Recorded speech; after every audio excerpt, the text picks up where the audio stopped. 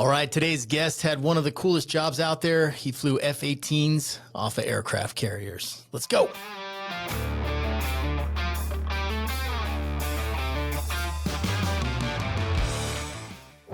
Eric's been on timeout. That's why, yeah, he got in trouble for the dildo story. Yeah, one time censored by one. No, apparently they don't mind that. You just can't talk about medical misinformation, Yes. right? Yeah, there's no misinformation with that story in the dumpster. It was a great story, by the way. That was pretty accurate. A buddy sent me a screenshot of that the other day. He's like, "Oh, I see your content or what you usually talk about hasn't changed at all." No. Oh, man. There's an elephant in the room. It's my mouth, which is extremely blue right now. If you're watching the video, it's I don't know, maybe. Yeah, you can see it. It's disgusting. Here's the story. My wife has this supplement called Methylene Blue. And it's I know I can see your eyes light up when I said meth. Methylene. And it's to help with mental clarity. So it's these lozenges, and you're supposed to tuck it in the back of your mouth and it will like drip down. Anyway, apparently they turn your mouth extremely blue, like the bluest of blue, and I cannot get it off. I was like licking a napkin on the way here. I'm like, it's all over my lips. Well, it looks it's on my hands. Looks like a Smurf got off. That was a nice way of putting it, Eric. I'm sorry. Again, inappropriate. I apologize. I can't even tell when I look at you. Counsel yourself later. Yeah, I've got it. It's on my hands. Like, what is this stuff? Yeah. It's awful. Anyway, my mind is super clear though. So, yeah, good. That's good. That's priorities. So maybe it's worth it. Yeah, maybe it's worth it. Anyway, let's go. Welcome to the North Idaho Experience. We got Coach Eric in the house today. What an honor to have you with us. Eric's been very busy lately with work, so saving the world. Work. He's got 3 jobs, so someday collect them like trading cards. You apparently. You do. I know. Yeah. Well, the opiate task force took off, and that's kind of my baby. That's important. Yeah. You're doing important work, so we appreciate you for that. We've got our friend Dan. So Dan found us on YouTube. He was a watcher of the show, and now he's here. Shit happens. Look at that. Full circle. Yeah. Yes. And you're not the first. We've had a few. So like we were just talking about Ron, our friend Ron, who Ron Smith, the food guy. He's the guy that found us on YouTube, and then he came out here, and now he knows everything about everything up here. He came from Alaska, right? Yeah. I mean, I knew he was up there. Texas, Alaska, and then here. Yeah. Good dude. He found you guys before coming here? Yeah. Yeah. Oh. We were one of the reasons, which is pretty cool. Yeah. And now you go downtown, like you'll bump into him constantly downtown. It's great. So that's the problem. I haven't watched the YouTube videos. I've just listened to the podcast. So I actually, you described what he looked like. You'll hear on the podcast. But I actually don't know what he looks like. He's a Hawaiian dude with the whitest name of all time. So there you go. But he had good food recommendations. If you had a unique physical identifier like a bright blue mouth, he'd be a lot easier to pick out as described in the podcast. You need to get him some methylene keep blue. Keep taking that methylene. Well, good old methylene blue. All right, so Dan's here because he lived the dream that all young men aspire to live. Man. I know. Well, when we met, he's like, "Yeah, I'm a Marine Corps vet." I'm like, "Oh, that's cool." Like, so naturally, I'm thinking crayons and that whole shit. And then ate a lot of them. Well, it must be like a higher end crayon to be on the flight side. So Dan was an F-18 pilot in the Marine Corps. One, I didn't even know the Marine Corps had those. That's cool. Most people don't. No. So we'll have to get into that. And then, like I said, that was my dream when I was a kid. Like, I want to fly. Yeah, Top Gun. Fly fighter jets, dude. 100%. Right. Absolutely. I was in the same boat. I mean, it's a whole level of sexy that I can't even. Well, some of these other smartest individuals are in the submariner community. So, I mean, that's a true statement. I don't know. Smart. That's a whole different animal. Easily manipulated is what I would say. I wanted to go be an aviation mechanic, and I ended up on submarines. My poor recruiter ended up on my sub with me. I saw him in the hallways. I was like, "Oh, you son!" He's like, "Oh, really?" Yeah. Well, I mean, you get that joke. What's long, hard, and full of semen? A submarine. 150 go down. I actually haven't heard that one. You haven't heard that one? Oh my! You get it all the time. 150 go down, 75 couples come up. Yeah. I mean, it's kind of like being in prison. I'm guessing you just got to do what you got to do, right? Oh yeah. That is a. Well, I mean, we'll talk about it, but because I was on a lot of Navy ships as well. Yeah. But being on the submarine, I can't even imagine that. So. Oh, it's like anything else. I'm sure you've been through that. You make some really, really good friends through a lot of hardships, right? Yes. When you go through tremendously, and it's like your environment sucks, and all you do is daydream and talk about what you're going to do when you pull into port, and then you go buck wild. You've got like 12 hours in Hawaii, and you've been awake for 48 hours. You're like, we could go do laundry, get some sleep, rest up, take some methylene blue, and then you're like, no, we're going to go paint it. And I'm pretty sure I'm going to remember none of it, but it's going to be a really good time. So I think that's similar across the board. I can't imagine, dude. There's no way I'd want to be trapped in that freaking tuna can, like underwater noises. And when you're telling me that things flex and, stretch and like, no, dude, no. Well, it's all high yield steel, right? Sure. You can say fancy words. It doesn't make it better. No, but what's cool because it creaks for sure, but it's meant to flex. Right? When you say that, it still doesn't make sense to me. Like, it's meant to flex. It's fine. Yeah. Sure. How many times can it, like, when you bend a piece of metal over and over again, it fucking snaps. It gets into like some crazy scientific stuff with people a lot smarter than me, dork ninjas coming down talking about, but it is pretty cool. We used to have midshipmen come on board from the Naval Academy.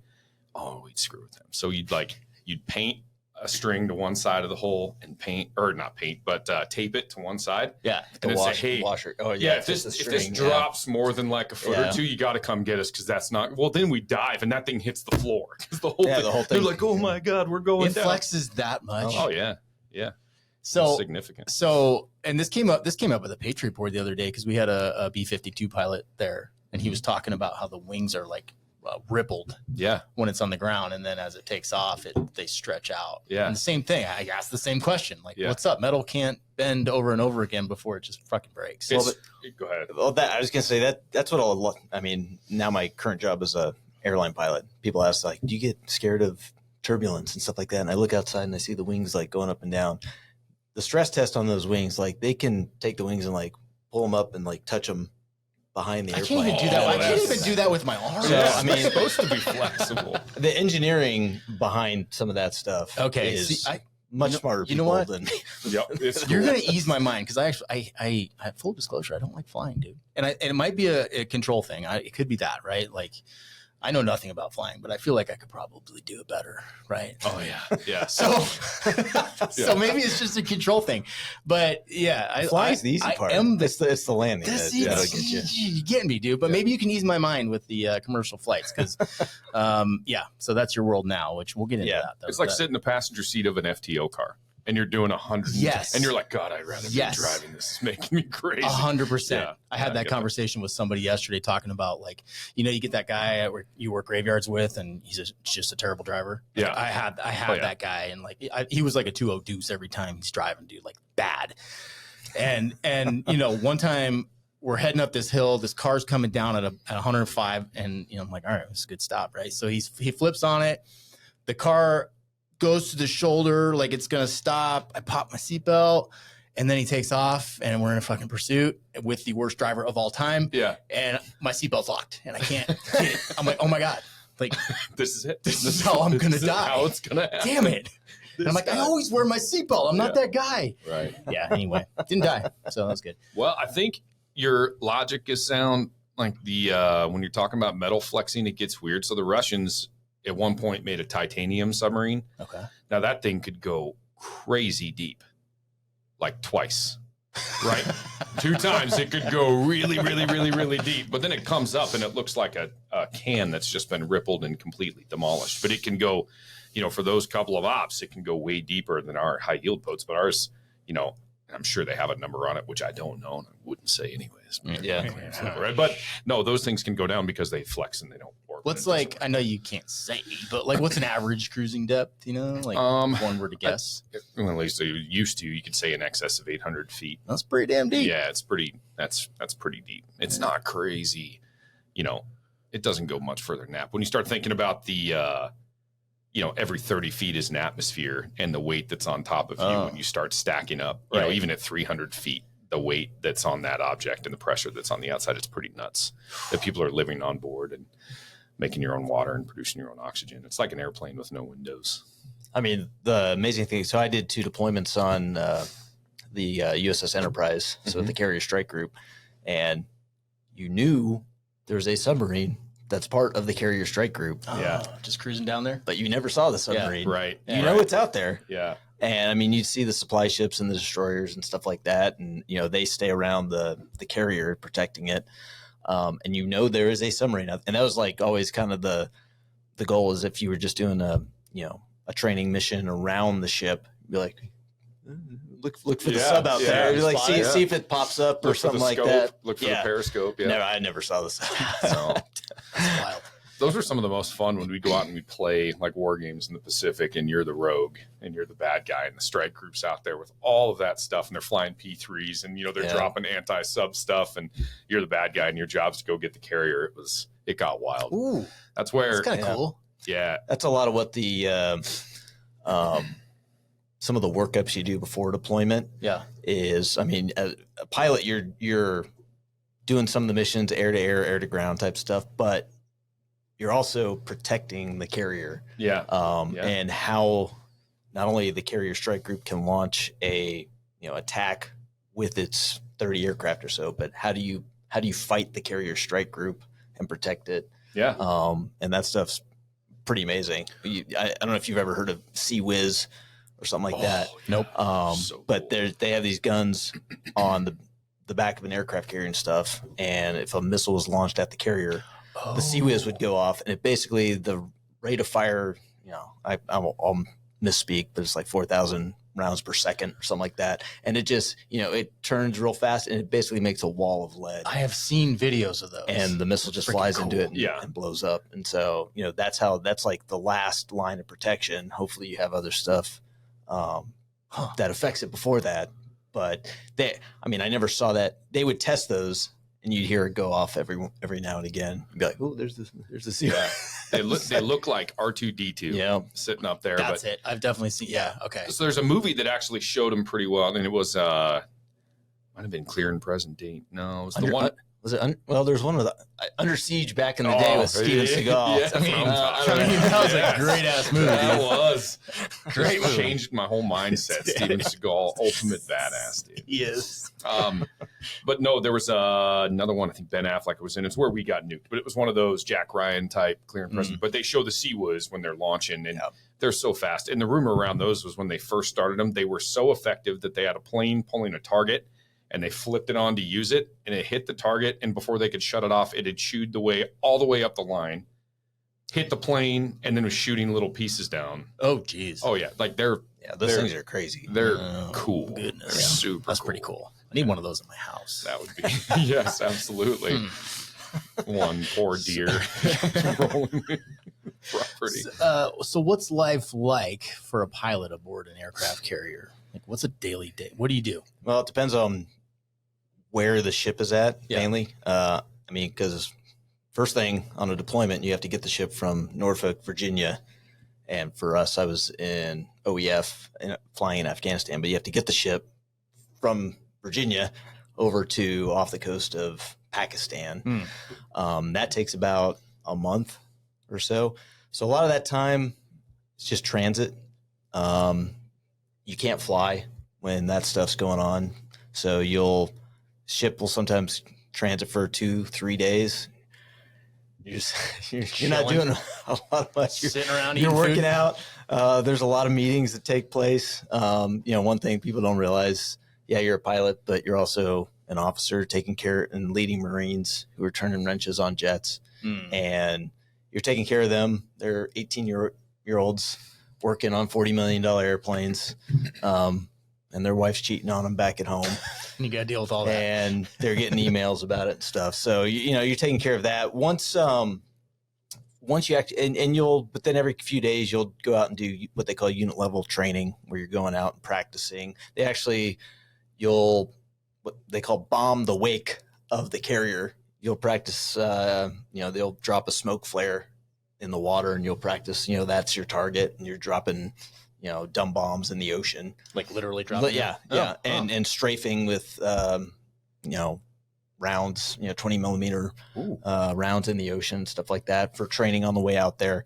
You'll hit port calls in the Mediterranean. I hit Turkey, Greece, a bunch of different ones, and then you transit through the Suez. Once you go through there, things start to get a little bit more real. You're in the Middle East. But then daily operations, once you're, again, this was 2011, 2012. Yeah. So it's different now. But you'd be off the coast of Pakistan. You'd fly a combat mission. One mission would be about 6 hours.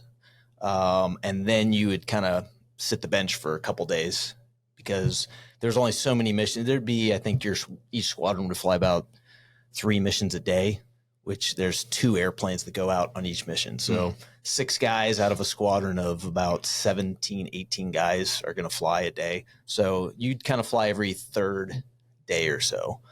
And then the only other thing you'd really do is you would go fly. The main things flying around the ship are landings. You have to stay current on those. So, and the big one is night landings, night traps on the carrier. So that was always the thing. You had to have a night trap every 7 days to stay current with that. And I was one of the schedulers. You had to track all the pilots, make sure they didn't go out of currency. And then, you tap together like, all right, it's your night tonight, buddy. And they just basically their mission for that night was they launch off the carrier. They go hang out for an hour in the blackness and then come back and get their landing, just to stay current.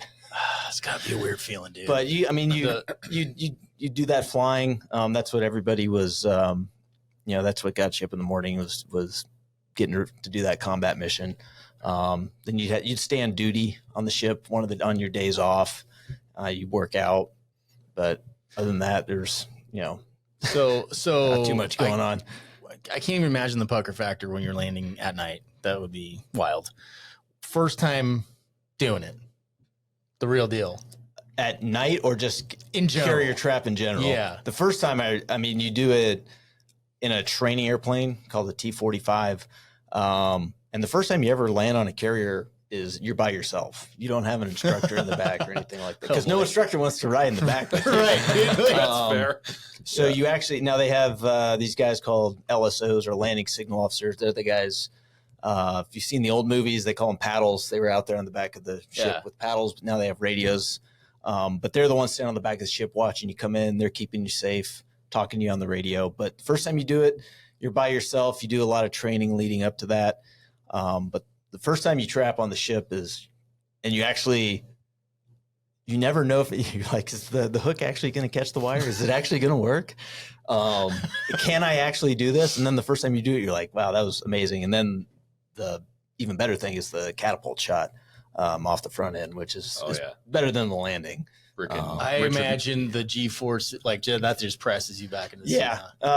It's a lot of fun, but you talk about G-forces; those are kind of going through your chest, so you can take a lot more through your chest. So it's not like you're blacking out or anything like that. But doing that one is a lot of fun. Full throttle and then just send it. Yep, full throttle, and then you salute the shooter on the deck, and then they'll push a button and off to the races. And danger zone starts. Yeah. Little Richard Marks in the background. 0 to 130 miles per hour or so in about 2 seconds. Oh, that's awesome, dude. That'd be pretty good stuff. That would be a good feeling. Were there any of those guys when you're scheduling like the night traps and you're like, all right, here we go. We're rolling the dice again. Old Bobby's going to be up tonight. We'll see how it goes. I mean, that was, if you've also, seen what they call the plat cam. It's the black and white camera that shows planes coming in and trapping on the carrier. And that camera is up and running all the time, and you can pull it up in the ready room of the carrier. And you'd always you'd find your way down to watch that one, just to kind of, it was kind of like looky-loos. Yeah. You're kind of like, oh, anything going to go on tonight? And I mean, you'd see some color. But that's what the LSOs on the back of the ship are for, to keep you safe. So what I'm gathering is there's various skill levels here. There's and you're graded on every single landing you do, and they post those grades up on the walls of every ready room. Ooh. So you can walk in and you can immediately see who the best, and they call them ball flyers. You're flying it's called the Fresnel lens, but they call it the ball. So you can tell immediately who the best ball flyers are in the air wing, and then they give out awards. They kind of have that they call line periods, but they will give out awards to whoever are the best, has the best landing grades on the ship. And it's a way to kind of, try to not, most type A personalities want to succeed, do well. And by grading, kind of get that competitive nature going. Oh, it has to be competitive, right? Because so much of it's training and not mission. So you have to be competitive going in because that pushes. So they make it competitive in order to keep you safe, right? Essentially. Yeah, no, that's cool. What was your call sign? Snuggie. Snuggie. Nice. So, and most people want to know where that was actually one of the better. My wife was very happy with that call sign actually, because there's some not as complimentary ones out there. Are there any that stick out? My wife really liked a guy. His last name was Brown. Yeah. So his call sign was Doo Doo. So Doo Doo Brown. We had a Doo Doo Brown, but that's because he was in his whites and shit himself on the quarterdeck watch, and his last name was Brown, so he earned that one. That's I mean, Apparently your guy didn't suffer the same. Most of the sometimes it can go with your name, or sometimes it's obviously something that you do. We had a guy in our squadron. His call sign ended up being Dumps, but that was because he was accidentally coming aboard the ship. The F-18 has the capability to dump fuel, and you have to land at a certain weight. So if you're heavy, you have to dump fuel to get down to your proper landing weight. Well, one thing you have to remember is to turn the dumps off so the fuel doesn't keep coming out. Right. And so he turned his dumps on. We were off the coast of Florida at this time. He turned his dumps on, forgot to turn them off. And then you get down to a critical fuel state, and he let the ship know that he was critical. So they're like, well, you're not landing on the ship now. So you get to go to Mayport, right? And go land at Mayport and refuel. And so he got dumps because of that, but it actually stood for doesn't understand my petroleum situation. So it worked on a couple different levels. So there's multiple call signs. My call sign I actually got because I finished my F-18 training. I was going to my fleet squadron in Beaufort, South Carolina, and I'd been wearing the same flight suit for a while. And I asked them, hey, could I get a new flight suit? So they gave me a brand new one in the package. And I was like, cool. And I just took it, didn't try it on or anything. And I guess the government contract had changed vendors or something like that. So I packed all my stuff in the moving van, but I had my new flight suit in my car with me. And I went to check into my new duty station, and I put the flight suit on. I was like, what is going on right now? It was like, I looked like a Blue Angel or something, just like form fitting, very form fitting. And I walked into my squadron, and they were like, what are you wearing? I was like, it's the only one I have. I'm sorry. So I got Snuggie because of that one. Not bad. Military is really, really good at letting you forget about when you make mistakes. Really good about just letting that go. One of my buddies, if you remember the movie Something About Mary. Oh yeah. There was a guy, the guy who was obsessed with Mary. His name was like Dom Woganowski. Yes. Woogie. Yeah. Because he would get like love blisters on him that look like pimples, and he would get like a sty in his eye. Yeah. And so one of my buddies, I don't know why, he would get like sties in his eye and like look like a whitehead on his eyeball. So he got the call sign Woogie, for Dom Woganowski. I mean, it's awesome. some of the random ones that they have out there are pretty good. Yeah. Pretty creative though, and all deserving. Very. Some of them are very creative. Right, some I won't say right now, but. So how many times have you taken off from an aircraft carrier? Do you guys keep track of that? I do actually. I have it in my logbook. I don't necessarily keep track of the catapults as much, but more of the traps. So I have about 290 traps, I think, on the carrier. So they keep track of them. On the Enterprise, I got what's called my Centurion patch. So I had over 100 traps on that specific ship. I didn't get my Nocturian. I think I was like at 90 night traps. So I didn't get my Nocturian, like over 100 night traps on that one. But that was I mean, kind of going back a little bit, I grew up around it with my dad. He was a Vietnam era A-7 fighter pilot in the Navy. Oh, man. And so I grew up, that was kind of how I was around it. He was I wasn't around him when he was in the Navy, but he was an airline pilot while I was growing up. You just followed right in his footsteps. Yeah, I mean, I knew the lifestyle, and I kind of went right into it. And that was I'd always wanted to be on the carrier. When I went to go in the Navy, that was right after 9/11. The Navy was inundated with applicants. Right. And so, they couldn't guarantee me any type of pilot slot or anything like that.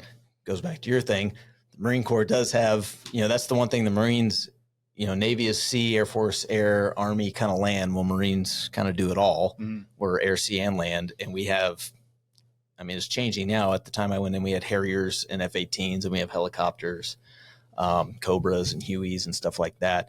So the Marine Corps offered me, they said, yeah, if you go in, we'll give you a pilot contract. And all Marine training is basically with the Navy. So we go through Navy flight school. You learn to land on the carrier. And then we have a few F-18, Marine F-18 squadrons that are attached to, there's one on the East Coast now, and I think one on the West Coast, that attaches to a Navy carrier and deploys with the Navy. So, and that's kind of a naval tradition that stems back a long way that they've done that. So that was kind of lucky and random for me. It worked out because that was actually what I wanted to do. I wanted to be on a carrier. A lot of the other Marines, the rest of the Marine squadrons, they deploy on land. So like when I was in Afghanistan, there was an F-18 squadron in Kandahar, and they were doing missions out of Kandahar. There was a Harrier squadron in a forward operating base called Bastion. A lot of the Air Force they had up in northern Afghanistan in Bagram Air Base and stuff like that. So, we had assets all over the place. At the same time you were on ship, does the Navy have their own F-18 pilots? They do. So we fight constantly. We were kind of the redheaded stepchildren of the Navy, because it was one Marine F-18 squadron. There were 3 Navy Super Hornet F-18 squadrons. And then there was a Navy Prowler squadron. They're kind of the electronic jamming.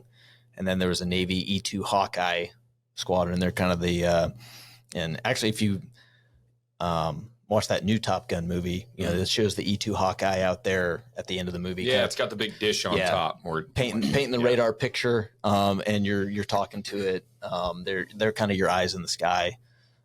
Air Force has what's called an AWACS, but all that is self-contained aboard the ship. So that's where you're able to have what they call that alpha strike, where from a ship you can launch. So that's 40 F-18s about, with 4 squadrons. Each squadron has about 10. Yeah.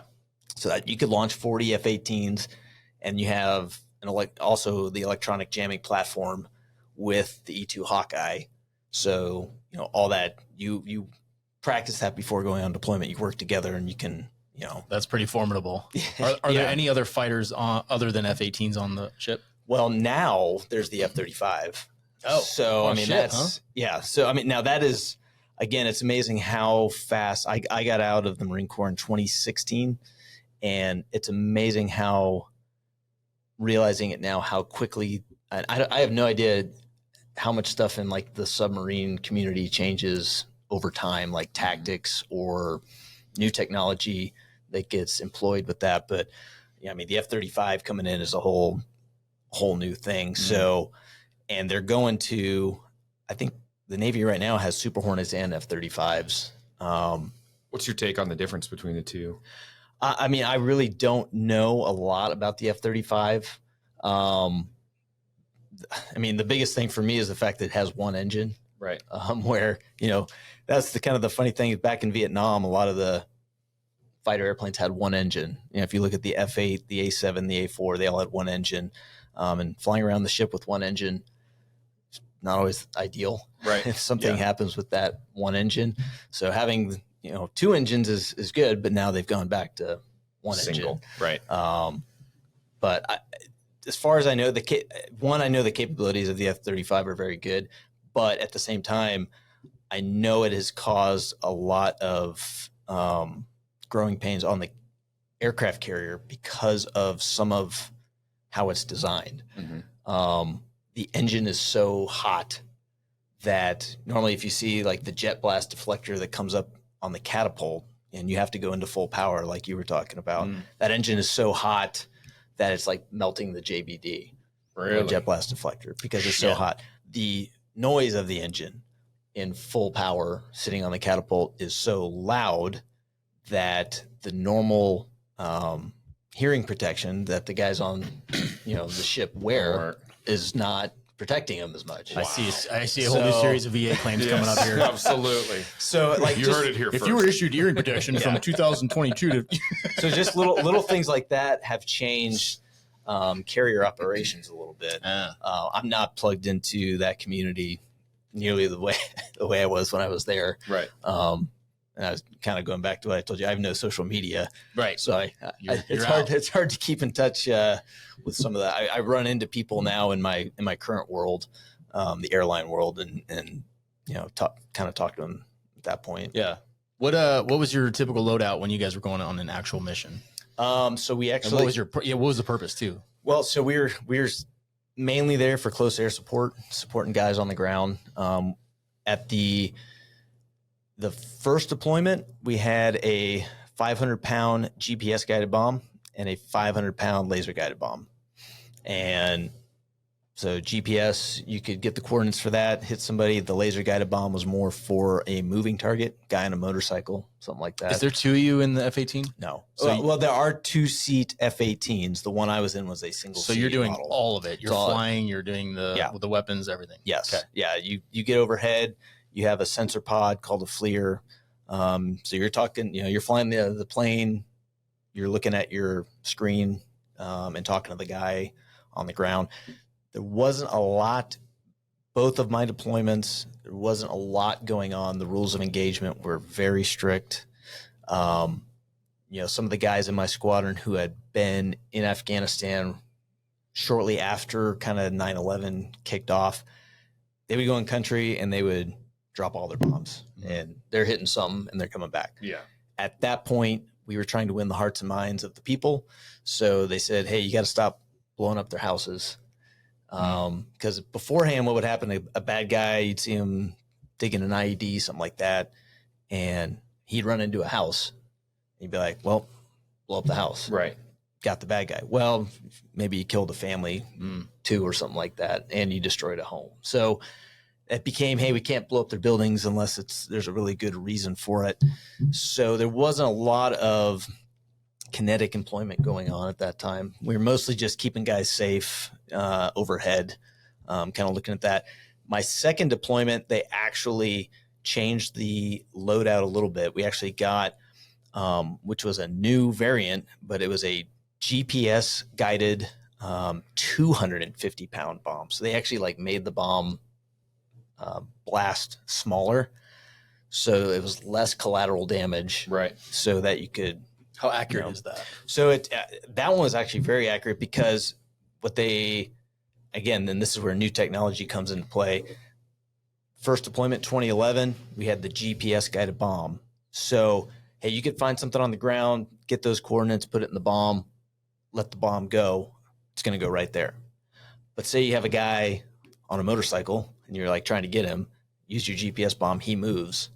You have no way to affect that bomb to move it. Mm-hmm. Well, in 2012, they came up with a new variant that was a laser guided GPS bomb, which it had a laser identifier on the front of it. So you could get coordinates. It's going to go to that spot. But if you needed to update it with your laser, you could.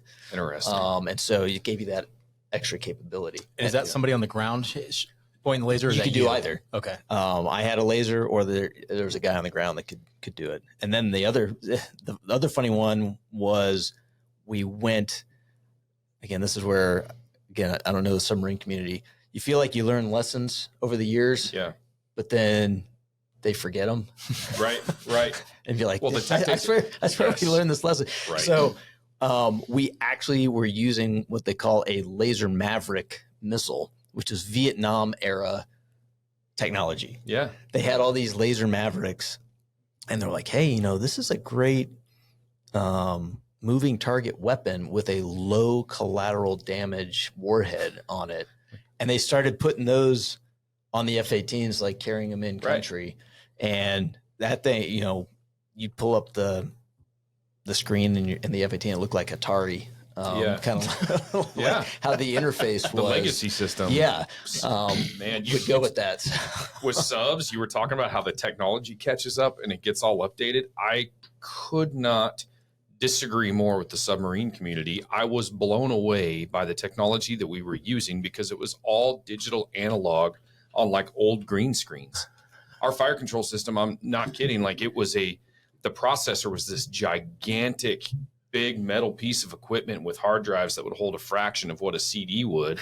And they were so expensive. And if a circuit card went out, it would cost 100,000 plus, and there's 50 of them in this antiquated system that it's like there's only 5 people that know how to work on this. It's just, it was nuts to me, like some of how antiquated that was. Wow. Yeah. It does blow my mind. Think of how many government contracts there were after that missile was made for whatever Department of Defense contractor to make all these new missiles to be like, hey, those things we used in Vietnam, those are pretty legit. Yeah, those seem tried and tested. Let's do that. The other, and again, the other thing that was interesting, and there's some interesting geopolitical stuff going on in 2011, 2012 in the Middle East at that time. Iran was doing some stuff, but they actually, you know, our main focus was Afghanistan, but there was stuff going on in Iran. Yeah. And they were like, hey, you know, we might have to mine the harbor like in Iran. And they're like, and everybody kind of looks at it like, when was the last time like we did that mission? Yeah. And so, you know, that's when, you know, in the Marine Corps and the Navy, like, hey, learn about this. and it was like going back in time, like, okay, let's find where's the and we found out we were the legacy F-18 squadron. We had the older, you know, airplanes. The other ones were the new Super Hornets. Well, it turned out NavAir or Navy Air, when they were certifying the Super Hornet, never thought that it would do a mining mission. So NavAir never certified the Super Hornet. So you were up. So the Marine, you know, F-18 Charlie Squadron was like, well, because we were certified in the 80s or something. Yeah. They're like, hey, your aircraft can do this. So we had one guy who got real smart on mining and, you know, taught the whole squadron how to do it. And he actually went and did a practice run in it down. There's a lake in Florida. You can actually drop dummy mines and stuff. He did that. We never used it. Yeah. But we never, you know, nothing ever came of it. But it, you know, it's one of these things like, hey, we might have to do this. So like, let's get smart on it. I have a lot of Marine buddies that would laugh. That's just such a Marine thing. Hey, we gave you all old, really crappy equipment. You're up front. Let's get like, hey, we outdated all of our own stuff. You guys figured this out. Go get that done. How old are the aircraft that you were flying? So they were probably from the early 90s. Okay. And again, this is me being out of the Marines for a little while now. I don't know how many are still flying and how the thing the Navy was smart on, they bought the Super Hornet. And that was a great platform to transition from, you know, the oldest F-18s were the A and B. Then they came out with the C and the D. And so those were the ones we were flying. The C is the single seat, D is the 2-seat. And the Navy bought the Super Hornet. That bridged the gap between getting the F-35 and the legacy F-18s. Marine Corps did not do that. So they stretched the lifespan of the C's and D's that they had. And, you know, unfortunately, you know, when they were built, they're like, hey, this is warranted for about 6,000 flight hours. Well, we were flying them up around 8,000 flight hours. And, you know, some of the parts on there were fly to failure. They don't know when they're going to fail. That's uncomfortable. So, yeah, but you know, they were still viable airplanes. They found a way to make them work. I don't know how many of them are still flying right now, or if they've all transitioned to the F-35. This is exactly what's going on in every police department nationwide, patrol vehicles with 150,000 or 200,000 miles on them. When normally we would have swapped them out when they hit 100. But yeah, now you want me to get in a pursuit with that car, Serge? Fair, but we're not 7,000 feet up in a missile. Valid point. With that, well, and again, the technology keeps changing and getting better, and those legacy F-18s, you could think of like an old Apple or some IBM computer or something like that. There's only so much you can cram into that thing to upgrade it, make it better. Until you change the platform. Like Until you just buy a new computer. You need a new chassis. Exactly. So, and that was, they were running into that a lot, the processing speed and stuff that they could, the stuff that they could stick in there to make it work. So many questions about the Marine Corps and like some of what they use. Cause you mentioned one earlier, the Harrier. That's just got to be a wild piece of equipment. I mean, I never flew in that or anything like that. Or the Osprey. I mean, the Osprey's got like the worst track record. Bad record. Yeah. It's good now. I mean, when it first came about, not great. Not great, but you don't hear much about it anymore. It's just just the thought of going up vertically and then flipping those turbines forward and then taking off for troop transport is just cool. So again, kind of a weird question that it ends up posing from like an airline pilot like myself. You categorize flight time with fixed wing or rotary wing time. So like a rotary wing helo pilot, he has 3,000 hours or something in a helicopter. Can't just go be an airline pilot. You have to have fixed wing time to do that. Well, what is tilt rotor?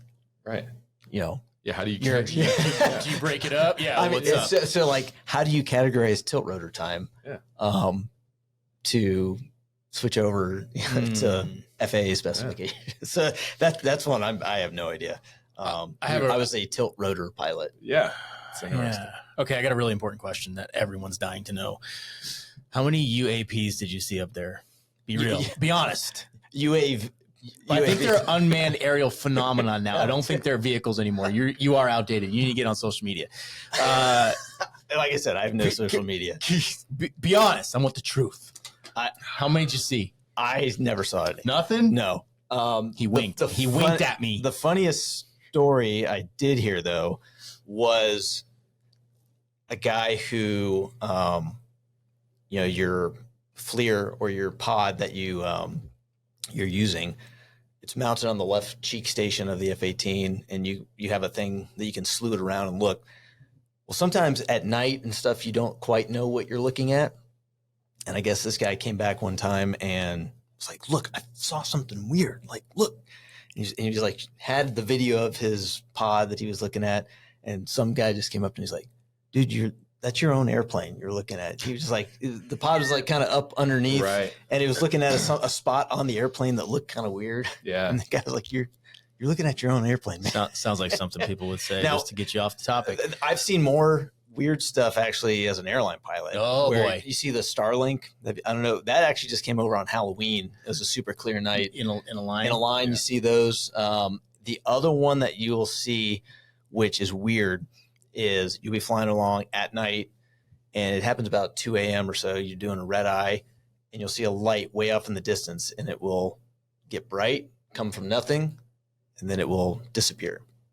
And I don't necessarily know what that is, but what I have been told, it's like a satellite on the opposite side, kind of on the world, and you're passing the reflection of the sun is bouncing off it and kind of hitting you. It's kind of like using the signal mirror up in the mountains. If you hit it at a certain point, the sun's going to reflect, but once you get past it, you're not going to see it anymore. So you're seeing this, what looks like a star, get real bright and then disappear. So some of that might be people like, that's UAPs, man. No, you heard it. It's sun reflection and weather balloons, bro. You just heard it. You heard him say it. So here's the next serious question. Like, where in the cockpit is the thing to turn on the chemtrails? Is that's valid? That's valid. I know. It's a real question. I'm curious. Is there like a button? Is it a knob? Like, how do you do this? It's just you got to break glass first or anything? That's top secret. Yeah, I knew it. I knew it. It's all depending on how I feel that day. Okay, all right. And which which state I'm flying over. Yeah. Accurate. it. Accurate. It's banned in some states. Especially now. on Tuesday, especially tomorrow. Yeah. Yeah. I wasn't going to say that. So make me feel better about flying commercial, by the way, because that's what you do now. This is so like when I go fly, I'm like every time I'm like, all right, well, this is it. It's been a good run. Like, Oh, when we went to Vegas, we had some good turbulence. Yeah, I can dude. tell you were, Yeah. you were getting a little sketchy. this guy's sleeping like a baby, Oh, like he's in didn't the care. submarine again. Yeah, it doesn't matter. And I'm like, my eyes will shut for half a second, and then He's like used to being in a pressurized tube. that's it. Well, right? usually I'm not alone. All right. Yeah. In all fairness, if I'm That's- sleeping on a Well, you submarine. had Big John. Was he cuddling you on that trip? Oh, God. Uh, Too much. That is one thing I am happy about being on the carrier. Is not hot. Did you Hot guys- racking. Yeah, Yeah, okay. I had the hot rack. I It had was my terrible. own bunk. I lived in a room with it was 8 officers. Yeah. So there's 7 other guys in there, but compared to the enlisted quarters and stuff like that, Super nice. I was living large. With that, I can't imagine. You were bougie in the officer but quarters. your bunk's never cold. That's nice, right? Oh God, it was. I mean, those things on subs they're stacked 3 high. Yeah. So up And they from have the those ground. on the carrier too. Yeah, and Yeah. they're not very. And I'm not tall. Okay, but those dudes really had to like squeeze in to get into those spots. And I was never not. I couldn't tell if I was disgusted or impressed at how fast we would be underway for like 10 minutes, and the whole berthing would smell like feet. It's like you disgusting humans, dude. Like you just left your house. Like you really couldn't wash. Like we all know it's coming, right? Because on subs, a lot of times you can't even make fresh water. You can't take a shower because producing water makes noise. So there'd be long periods of time, 6 days, 7 days, 8 days where we couldn't produce fresh water. And You guys. it was. You guys are the MVPs of the Navy world, bro. Come on. Oh, no. Come on. Listen. It is a frat house with no beer and no women. He who is most disgusting wins. And Are there women on subs now? Yeah. I thought there. Yeah. Okay. There was never. We had one ride our sub for like a couple of days, but it wasn't a thing. And Disgusted. man, a lot of people have asked me that. Do you think women should be on subs? And man, it has absolutely nothing to do with capability. It's just the logistics and how many bathrooms there are, how many showers there are, how do you accommodate separate berthings? Because people were thought of last on subs. It's like, this is survival, this is mission based. Like that's how they built them. And then they thought about people afterwards. And that's how we ended up with hot racking things for that. But so that was my biggest thing and health wise, I mean, for us, it was disgusting not being able to shower for 6 or 7 days. I'd actually worry about legitimate health stuff if women can't. But yeah, it was wild. See, It was wild. that was the thing being a pilot on an aircraft carrier. You got to leave the ship. Yeah. We could leave. Oh, like freedom, right? Yeah. Most people on a Navy vessel Yeah. cannot leave. And I mean, on a carrier too, you can go up and see the sun, which you cannot do on a submarine. It's funny you I bring. mean, It's funny you and bring you that don't up. realize how big of a deal that is. And people would get jealous Yeah. of weird. When I was a scope operator, it was exactly what you're talking about. I'd go up and check. We'd go up to periscope depth. I'd go sneak a peek real quick and looking for other ships. You'd be like, oh man, it looks so nice outside. It's sunny. And they're like, man, F you. And I'm like, so I saw the sun today. It's like those small things that there's no windows. Basically a video of the Yeah. sun. Or we put a feed on a TV downstairs of what the scope was doing, and dudes would like gather around and be like, oh, 2 months, that. bro. 2 months. Just 2 months. Yeah. No big deal. Yeah. Wow. So It's wild. so tell me about turbulence, dude. Like, I know I keep coming back. It's clearly a big thing for me. The biggest thing about turbulence is just know that it's annoying me up there because it's trying to spill my coffee Okay. while I'm trying to. and to you're drink not it up even there. sweating. Do you even no. like your heart rate doesn't even go up? No, the biggest the biggest concern for me with turbulence is having the flight attendants up and about and injuring them. Yeah. And so I am going to try. We actually have pretty decent technology now. We all fly with iPads up in the cockpit, and we actually get real-time radar maps on there from, I won't say which major airline I work for, but that's uploaded to our iPad that shows turbulence areas and what altitudes that are turbulent. What is it? Is it crosswinds? It can be a bunch of different stuff. A lot, frontal passage. Today I know we're getting weather. we're getting like a cold front coming through today. Hang on, frontal pat. That sounds like Urban Dictionary. You're going to have to explain, give us like a quick scientific rundown. No, frontal. I mean, it's just a weather system moving through. Oh, okay. Okay. In layman's terms. All right. Yeah, because what you're going to get today, we're getting the moisture with kind of a temperature drop, and that. Am I correct when I see like light clouds and you're flying through them? It always seems to be turbulence. It depends. Am I making that up in my mind? Okay. I mean, in the wintertime, the jet stream drops down out of Canada and it moves from west to east. So you can sometimes get more rough air, but you actually get more if you're transiting the coast west to east, you get like 150 knot tailwind coming back. It can take a lot longer. Yeah, you can get some windy up there. Oh yeah, golly. Yeah, 150 knots or so. It's cooking, man. So it's all just weather patterns because you can get clear air turbulence. You can be flying, it's a perfectly clear day, and all of a sudden you just it just starts bouncing around. So it's just about the weather patterns, temperature, heating the air, all that stuff. Chemtrails. Or it's like the Far Side commercial where we're up there like, turbulence.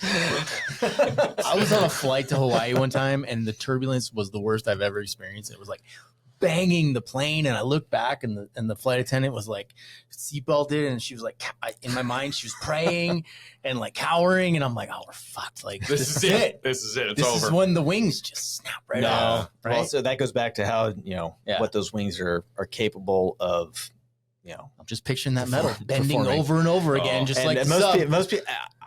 I would challenge you to find some type of airplane crash that has been caused by turbulence. Okay, I would say that you can find airplane crashes that are caused by what they call wind shear, and that is significant wind that instead of turbulence is usually blowing sideways and you're flying through it and it's rough air, where wind shear is usually caused by some type of microburst or thunderstorm near an airport, and that gets dangerous when you're down low, slow, and landing.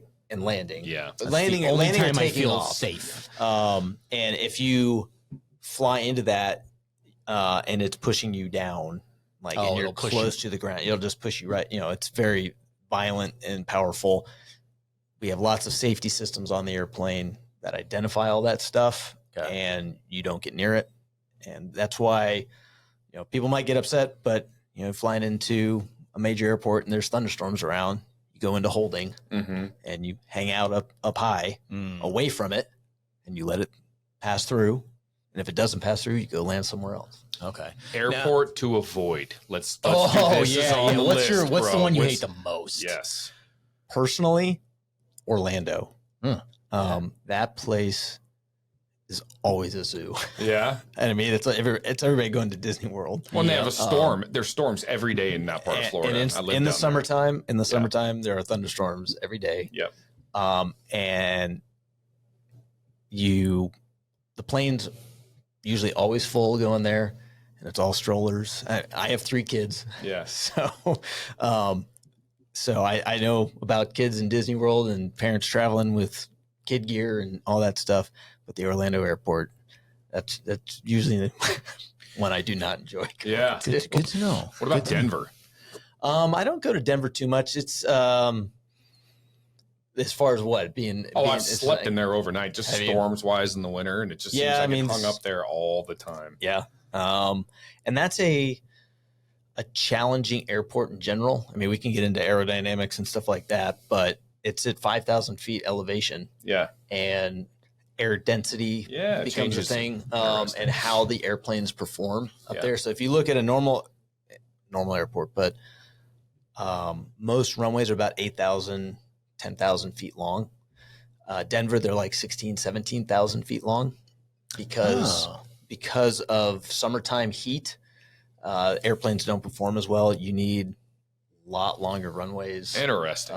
To take off and land and stuff like that. So it can become a challenging air. And the plane doesn't perform as well in that air density. Yeah. So you'll get that's where you will see hard landings. Because in the summertime, and again, it's hard to explain, but basically the air molecules, when they're hot and how the heat heats them up, they're farther apart. So the lift generated on the wing is a little less. Mm-hmm. So when you're in that landing flare, a lot of times the lift just disappears and the plane, that's when the plane kind of drops and you get one of those kind of like, ooh. Yeah, like good bump. Must be the new guy, right? Yeah. I had one of those in Denver where I set it down. I mean, it happens. Yeah. I set it down pretty hard. I think a ceiling panel in the aft galley came down and hit one of the flight attendants in the head. Yeah. So I was like, ooh, sorry about that. Yeah, go ahead. Is there a lot of pressure flying commercial? Like you look back, you see all these smiling little faces. You don't look back. I mean, you close the door. You close the door, and it's you and another guy or gal up there, and just having a good time. That's actually for me one of the most amazing parts is when I finish a flight and I open the door and I see 200 people back there. Yeah. I'm like, man.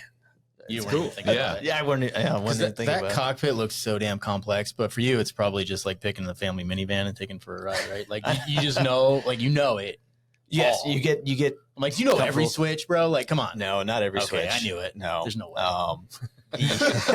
Half of them don't do anything. Like they're just for show.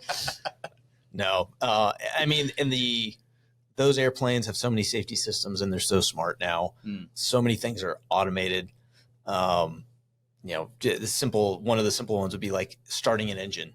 Back in the day, you'd have to like flip 3 different switches, and hey, this switch pushes air into the engine to get it turning. And then at a certain RPM, I got to introduce fuel with the ignition and all this stuff to get the engine started. Nowadays, you just like, start the number 1 engine. You just like flip a switch and then just sit back, and it does it all. It's all automated. Do you have keys for this thing or what? No keys. Siri, start my airplane.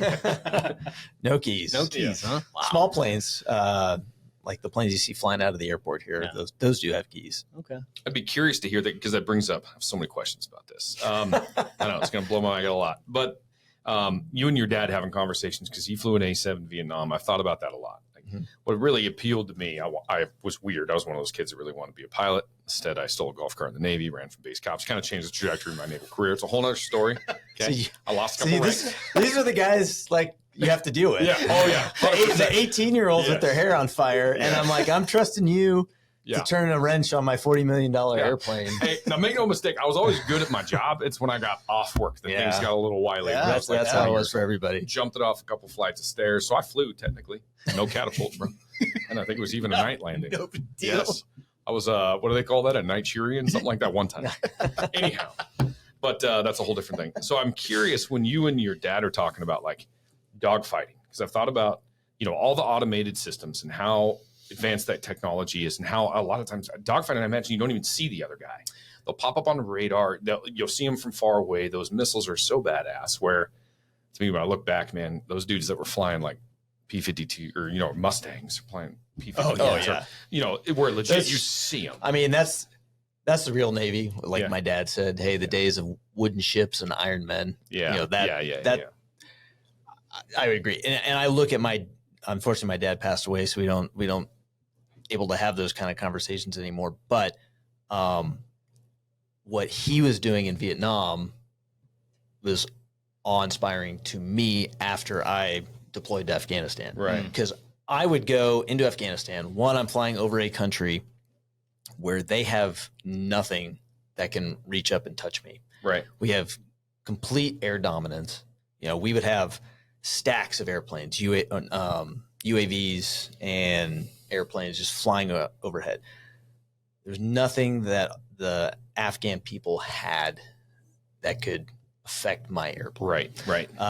Helicopters was a different story. Those guys they can be affected by small arms fire. RPGs. RPGs, that type of stuff. They were affected. I was flying overhead, not worried about getting shot at all. And not most of the time, every time I came back to the ship, I brought my bombs back with me. I did not employ.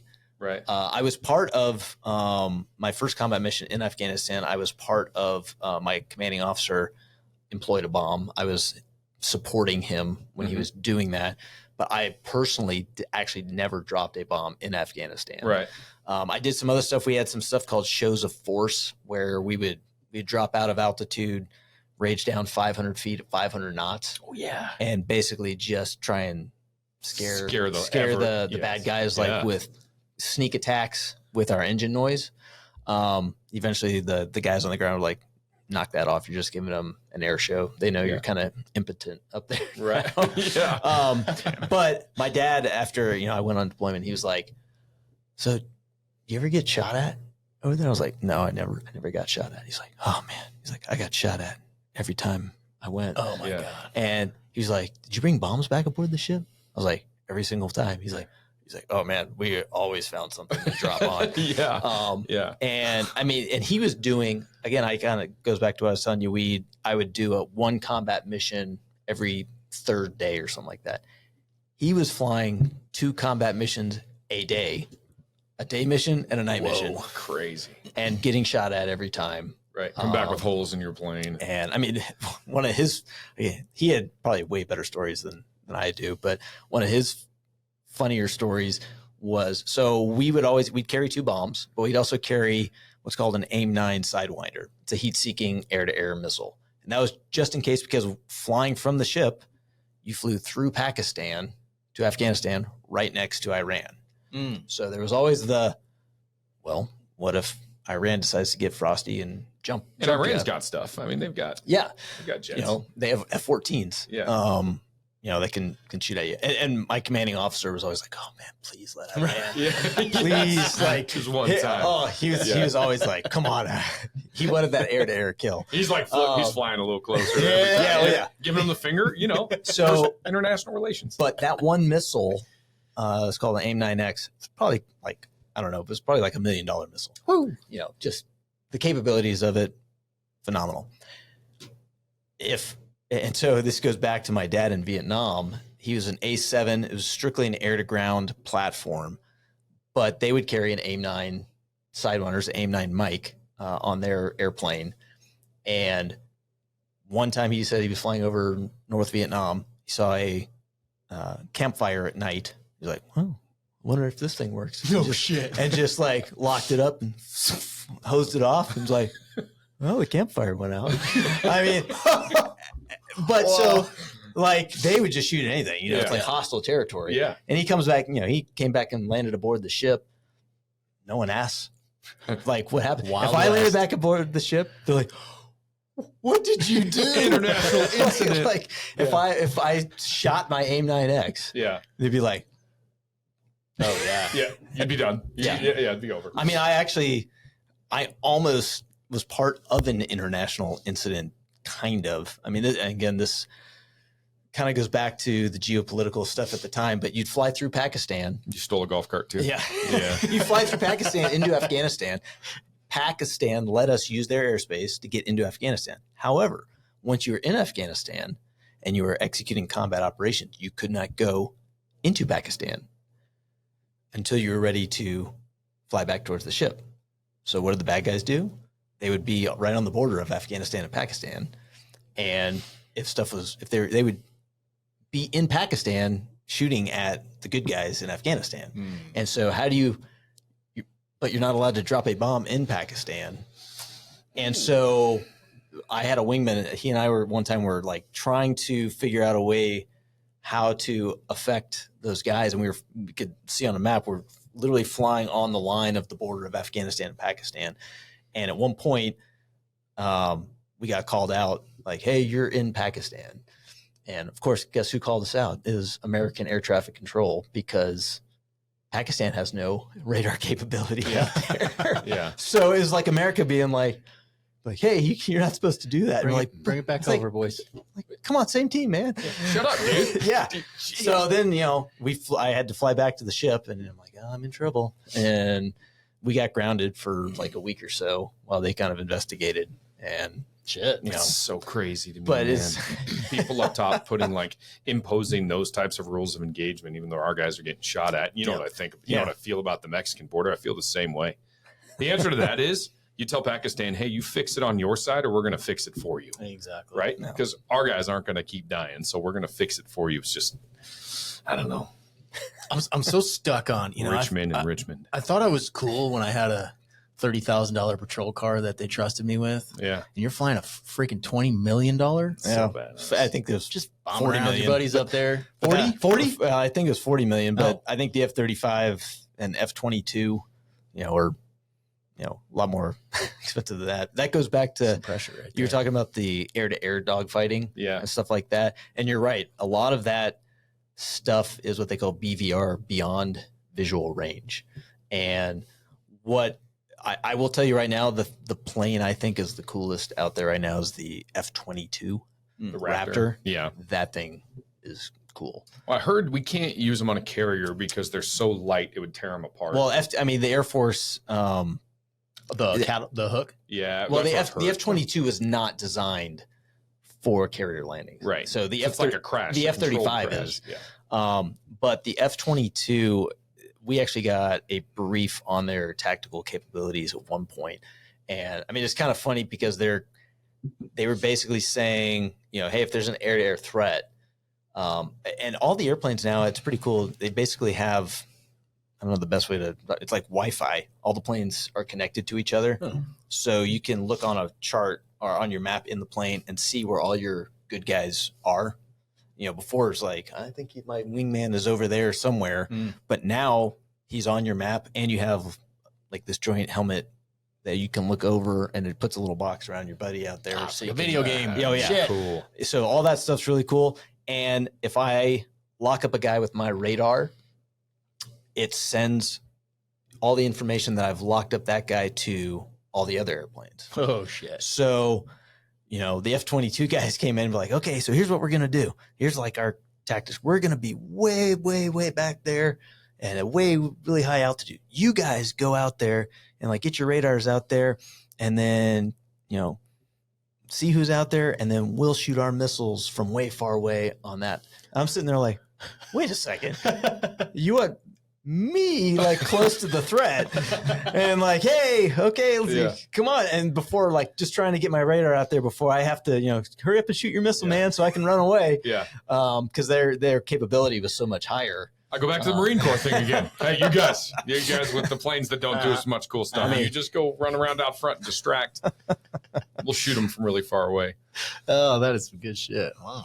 I've heard the F-22 guy was explaining to me the capabilities of that plane exceeds what the human body in the cockpit Yeah. can tolerate. Like Damn. that plane could do more than the person. And I think it's more capable, I don't know, from what I've seen, more capable than the F-35. Mhm. So now again, it all just comes down to how an airplane is designed. Back in the Vietnam day, you know, that's where you may or may not know where the F or the A comes from. So F stands for fighter, A stands for attack.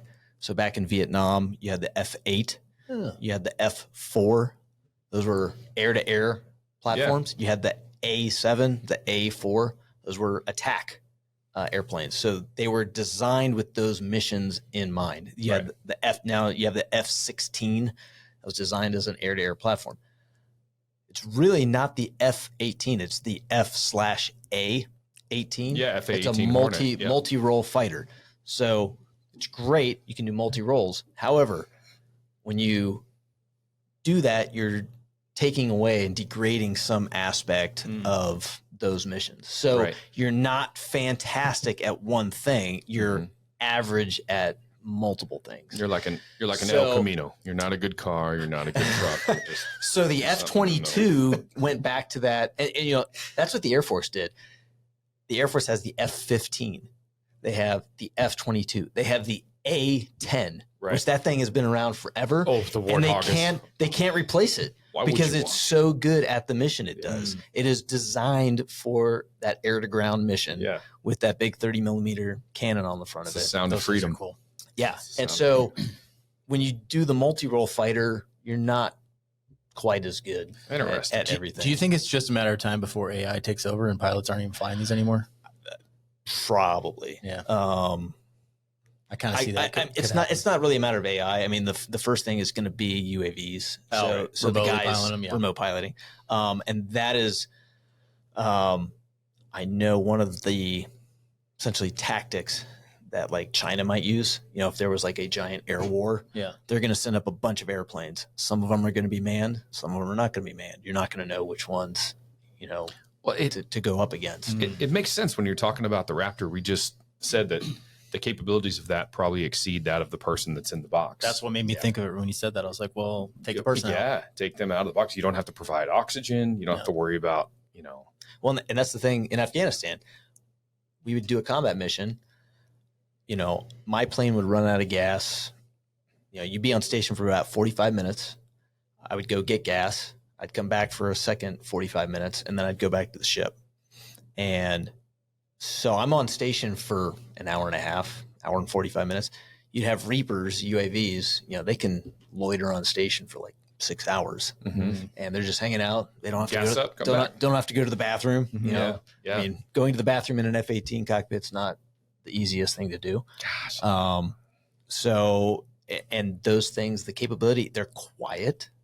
That was the thing, our engine, we'd come on station, our engine noise would give us away right away. So the bad guys, if they heard us, they just stop whatever they're doing. Like, I'm not doing anything bad because they heard our engine noise overhead. Right. The UAVs, they don't hear them. They're cool. They're electric. They're quiet. So, I mean, you see the stuff that's going on with the UAVs in Ukraine right now, where they're like, suicide kamikaze. Wild shit. Dude. That is, that to me is like one of the scariest things. I talk about this a lot, man. That shit terrifies me, man. Yeah, like they've already got a little. And who's the guy they just got? The Palestinian guy, where it showed like they have video of the drone coming in like the house. Oh yeah, and seeing there him he is right there. in there. Like, how terrifying is that? This soulless little flying thing that is chasing you. I've seen so many of those. It's good you don't have social media, because you watch one video on social media about Ukrainian drone kills, and you'll get thousands, and they're awful. You're in a wormhole. They're awful, dude. But they have the one now where it comes in its facial recognition. And I think about that. I still think like a cop, right? Yeah. How do you track that? If that happened in our society, how would you track who that came from?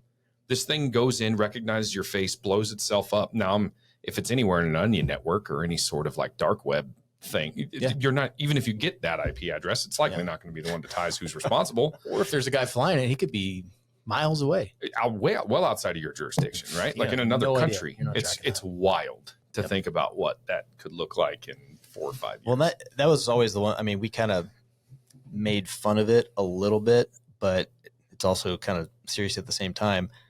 The UAVs that were flying overhead in Afghanistan, they were being piloted by a guy at Nellis Air Force Base, here. And the capability, the sensor package on those things is way higher than what we had. So, I mean, their pod, you could like really get up close and see what the bad guys are doing.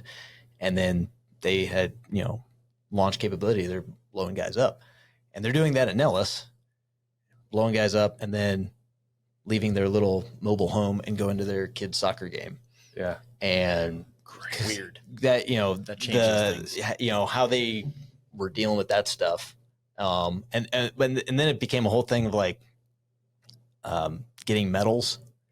Like, they're getting a medal. Yeah. We're like, I'm actually physically overhead the country. You're sitting there's a higher risk here, right? You walk into the same room and these guys all stacked, and you're like, you got. How did you get an air medal, man? Yeah. I was like, is that the same? I don't know. So weird stuff like that. Yeah. Yeah. There's probably some. I imagine that wears on those guys too, though. Yeah. Right? Well, yes. There's a something be a different there. kind. I don't know. Would it be better to have taken somebody's life where you're there, where it's like, I got it. If it's you or them, or it's them or the guys that you're looking at, they're asking for, and you're right there, and you got to make that choice. There's a more evenness, right? Like you have the potential of being taken out too. Yes, it's not one sided. Or it's your guys on the ground that are going to get taken out if you don't do what you have to do. So it's to me that's almost easier to stomach than. But I mean, it's those guys are talking to those guys on the ground. Yeah, it's just they're sitting that far in away. the U.S. Yeah, interesting. I thought about that like that. Glad people do it, but same. Yeah. So I got one. I know I told you I had a couple. Okay, so fighter pilot doing badass shit. See, this is why Seth invited me on here. I'm like, I mean, I guess it's interesting to people. Yeah, dude, it's awesome. But I have nothing to contribute to the North Idaho culture. You are It's part the North of it. Idaho Yeah. experience. You live here now. Man. Hey, when Cooney County puts together a fighter squadron, bro, yes, that's You're you're gonna be in. Civil Air You're in. Patrol, yeah. Yeah. right. F-18s cruising North Idaho. Well, Let's and go. he knows how to fly the old legacy systems, right? Yeah, So right. that thing in Top Gun, the newest Top Gun, Right. he could do that. That's okay. Yeah. All right, 100% realistic. Putting together a team. Yes, but you go from flying like doing real shit you weren't a Super Hornet, but you were in a Hornet running missions overseas. What would be more in your mind right now? Now you're in the airlines for the last 8 years. What is more challenging? What would be more rewarding? Flying a legit mission like that, doing what you'd been trained to do, or something like Captain Sullenberger did in New York? Oh, I mean, what Sully did, I think, is unmatched. I mean, saving like 200 some lives. Yeah. That one is still amazing to me. And that's what I think we lose with technology, right? Like all this talk where we're saying you get so reliant on stuff that's out of that you can't even see. You're dogfighting and you're relying entirely on radar and all of this technology. Now you still train to the visual arena dogfight. You always practice the long range missile shot, but then you still do the Top Gun thing, and pass each other in the visual arena and mix it up. Cool that way. So that's still a viable tactic. Well, it makes me feel a little bit better, but I just don't think there's any replicating the dude that's got 28 years of flying planes and just relying on instincts. Yeah, that's correct. Because they all would have died likely had he not done exactly what he did when he did it. Absolutely. That's crazy.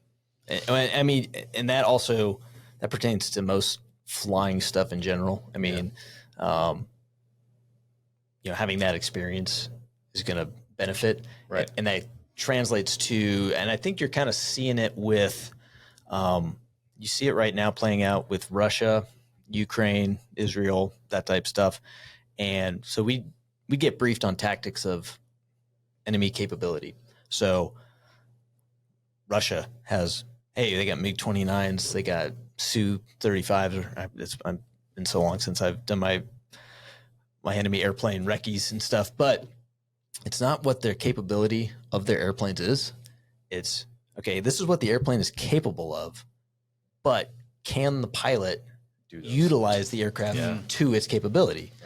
And that's one of the things, like with China, North Korea, countries like that, they might have an airplane, but their pilots don't fly. They actually will go out and they'll, instead of actually going and training and tactics in the sky, they'll go like to a parking lot and they'll walk it, and they'll practice their tactics walking on the ground, which is, that's not it. It's not going to, it's not going to translate as well. So, and that's what I think you see a lot with Russia now, where, some of the planes they have, they'll put them all on an airport so the satellites can come over and look at them, but there might only be one, up and running airplane. Incapable pilot. Yeah. So it's not what the, what the airplane's capable of, and then what the experience level of the pilot is, and can they go out and max perform that airplane when it's needed. Interesting. Boys, I gotta get going. We're pushing an hour and 15 minutes. We had some other things we were going to talk about, but we're gonna have to hold it for a different podcast. Yeah. I'll leave that little teaser out there for you. Yeah. Thank you, Dan. Appreciate it, man. Yeah. And it's really cool to hear about. I know you may not think it's cool, but the rest of the world does, and to hear about subs. Like, this is a faction of life that most people never even can imagine, right?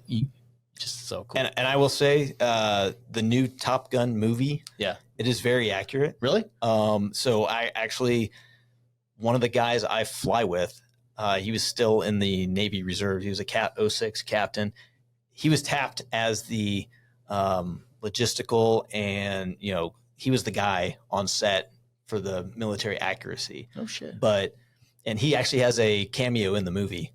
So shout out to Brian Ferguson, but cool, because I've flown with him. But the scene in the movie, Tom Cruise is in a bar, and like they ring the bell on him, and there's a dude that comes by Tom Cruise and like pats him on the shoulders, like, thanks, pal, and like walks off screen. So that's cool. That's Brian That Ferguson. is But all that flying in the movie is real. Yeah. So, what you see, all the low level stuff through the canyons, that's legitimate. The tactics they use in that movie are, they are tactics. That scenario they have is a little far fetched of having the target in the basin of a giant mountain that they have to pull 9Gs and stuff to get out of. But as far as the type of bomb they dropped, how they dropped it, the low level ingress to stay below enemy radar so the missiles don't get them. One of the what I thought was a very accurate scene was when they're actually defending against all the missiles shooting, all the communication that you hear, and hey, defending, and they're putting out expendables, chaff and flare. It's all very accurate. That's cool. And really, the only CGI stuff, because I talked to him at length about all that stuff.